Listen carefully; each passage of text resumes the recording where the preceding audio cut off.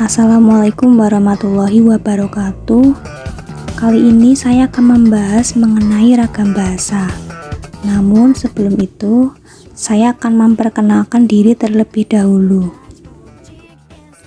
Saya Rahma Azahra dari Prodi PGMI 1E dengan nomor NIM 223141176.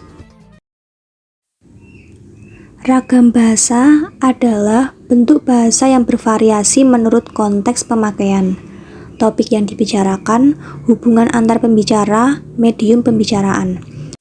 Ragam bahasa tidak berfungsi sebagai atribut, tetap seseorang pembicara bahasawan yang kompeten biasanya menguasai berbagai jenis ragam bahasa dan mampu menyesuaikan ragam yang dipakai dengan situasi dan tujuan berbahasa. Setelah kita mengetahui tentang pengertian dari ragam bahasa, sekarang saya akan menjelaskan mengenai penggolongan ragam bahasa. Yang pertama adalah menurut jenis pemakaiannya.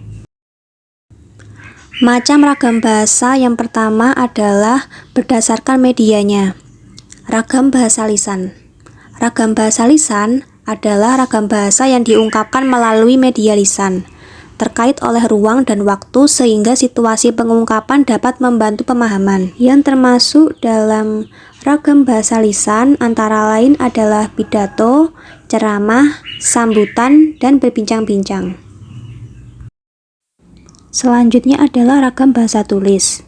Ragam bahasa tulis adalah bahasa yang dihasilkan dengan memanfaatkan tulisan dengan huruf sebagai unsur dasarnya.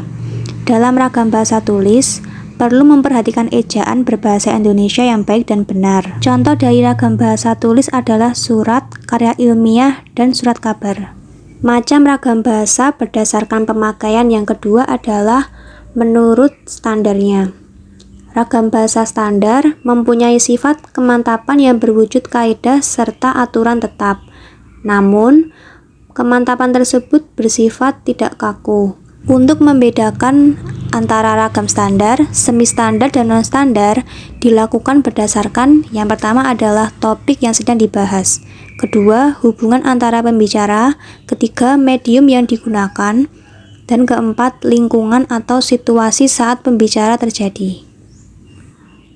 Yang ketiga adalah berdasarkan pencampuran bahasa. Ragam yang mengalami pencampuran karena adanya intervensi bahasa daerah atau bahasa asing terhadap bahasa Indonesia. Contohnya, saya sudah OTW atau on the way ke Solo. 4. Berdasarkan topik pembicaraan. Dilihat dari topik pembicaraannya, ragam bahasa terdiri dari berbagai macam, yaitu topik hukum, bisnis, agama, sosial, dan lainnya. Contoh ragam bahasa berdasarkan topiknya adalah pertama, ragam hukum. Dia dihukum karena melakukan tindak pidana. Ragam bisnis, setiap pembelian di atas nilai tertentu akan diberikan diskon. Penggolongan ragam bahasa yang kedua adalah menurut jenis penuturnya. Berbagai ragam menunjukkan bahwa pemakaian bahasa tutur itu bersifat aneka ragam atau heterogen.